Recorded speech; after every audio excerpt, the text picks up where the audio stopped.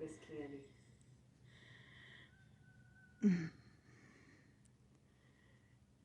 So, I'm back with Miss Candy, and today we have a very exciting training session. Today I'm going to introduce to her tack. That's not full tacking up, that's not work, but it's introducing her to things on her body that are going to give her some sensations and some directions. So my goal today is to put a saddle pad on her, to put a surcingle on her, which will give a little belly pressure. If you want to do that with a saddle, you can. Just make sure it's a saddle you don't really care about in case anything goes wrong. And I'd like to introduce her to a bridle with a bit on it today. You don't need to ride with a bit, but we're getting these horses broke under saddle after all this time for a reason, which is so we can enjoy them, and in my mind, potentially, if anything happens to us, we'll be able to know that our horses are going to go to a good place. And most people ride with bits, so I like to get them prepared for being ridden with a bit. Oh, Miss Candy. So, in the last session, I introduced her to tying, and we're still doing our loose tie, which is just the lead rope looped around that 4x4 there.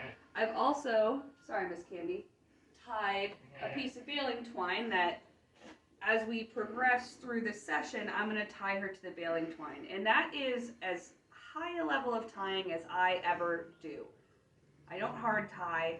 I always tie to something that can break, because while it's a pain to go chase a horse that's broken a cross tie and snap the baling twine, I've just seen some things that are way worse when things don't break. So we've got the baling twines set up, and we're going to introduce her to some tack. So I'm going to grab the saddle pad now, and I'm going to show you how I'm going to introduce this to Miss Candy. So I'm just going to stand with it like I would stand with anything. Stand with a bucket, stand with pitchfork. It's just something that I'm holding. Horses are so used to seeing us holding things. And I'm not flapping it, I'm not making it do anything crazy. She's having her normal level of curiosity with me, which is occasionally turning and looking at me and then looking away.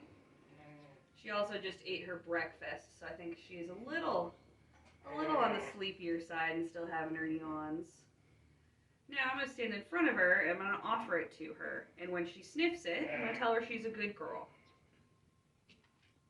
If she engages with it. I want her to engage with it. You going to engage with it?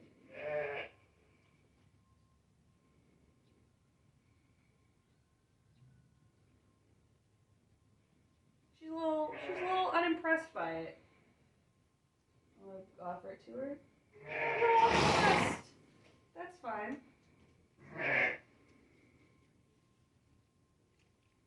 Good girl.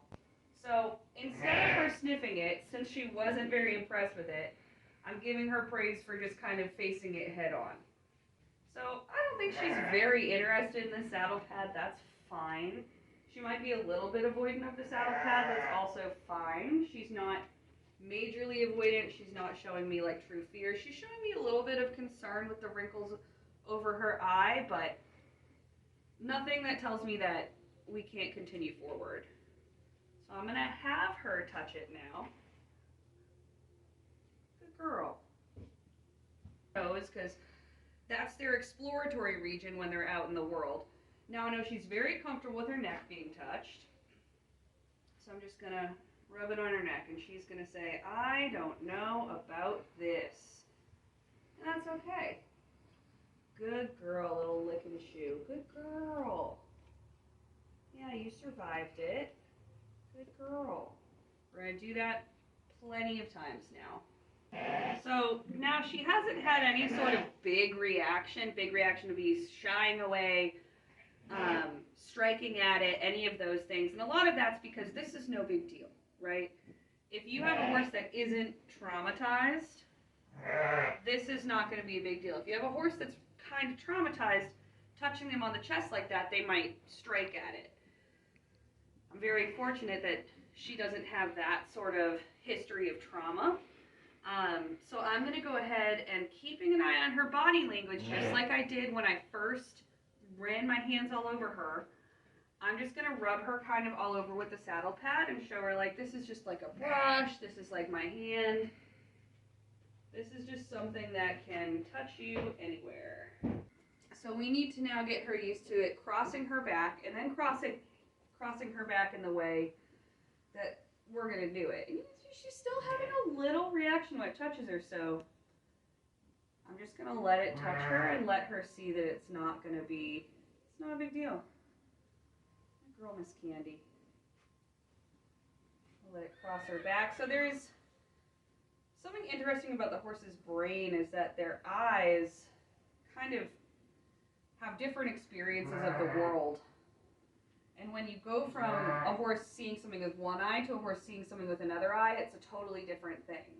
Good girl. So she's now looking at the pad crossing her back with the other eye. And she seems relatively calm with it.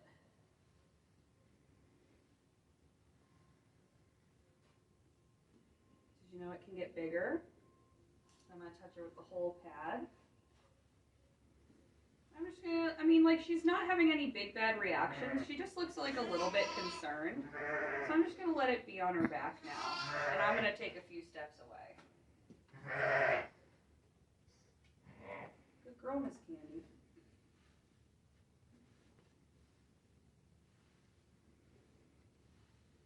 She's kind of coming into our reality. I'm just gonna do this over here a little bit, kind of the same motion I'm gonna do to throw a saddle pad up on a horse. I'm going to put my hand on her. And I'm not going to throw this pad on her. I just want her to see that. And I'm going to like slow motion throw it on her with it touching her as I do. So I'm just going to go. Good girl. Until I can just kind of like toss it up on her.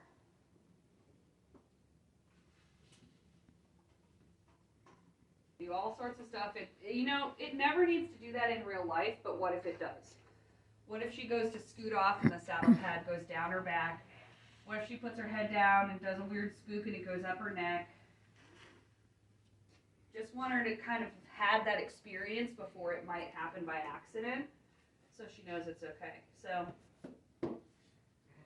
we have a saddle pad, and not much of a reaction. She's thinking. But she's keeping all of her thoughts to herself.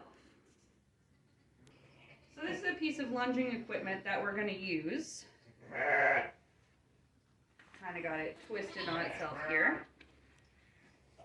But there are rings on the top of it that you can run lines through. By lines, I mean long lunge line, driving lines. And it's a great training tool because it's not heavy like a saddle, it doesn't have a rigid tree like a saddle, but it's going to do a lot of the things a saddle's going to do. Same thing, but usually I don't get as much of a reaction. Well, she's willing to engage with it, which means she's kind of come around to the training process today. I don't usually get as much of a reaction out of this as you would think. Okay. So same thing. I'm going to let it jingle a little bit. Let her see it's going to have a little sound above her. Good girl. And just for you guys, I'm going to put it on this way. This one does not have a front or back. I like to put it through this so there's no sliding around at the saddle pad. Once you teach them to have a saddle pad put on, usually there's not really a reaction to anything else being put on.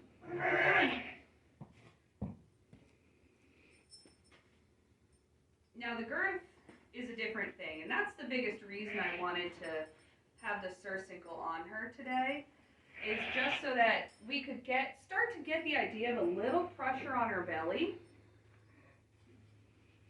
So before we do that, I'm just going to set this up so it's through our saddle pad fillet keeper, kind of in the position I want it in. And I'm just going to push up on her sternum with my hands. So I'm going to take my hands where the girth's going to go. I'm just going to push up. No reaction, which is good. So, it's a little snug, so I'm just going to hold it here, and I'm going to release it. I do the same thing. I'm going to hold it here, and then I'm going to release it. So when you first introduce these things, you want to be able to remove the pressure immediately, even if this had the longest billets in the world. So I'm going to squeeze, I'm going to let go. And in between, praise for the horse, because she's learned at this point, this means, oh, I did something good, that was the response they wanted. And the response we want is basically nothing. We want to make this process so easy that it's like nothing ever happened. We don't want a rodeo here. So I'm going to put it on this first hole, if I can. There we go. I'm going to try. And then I'm going to release it. I do like to let it kind of smack their leg a little bit. Just like, you know, the girth or the cinch is going to anyway.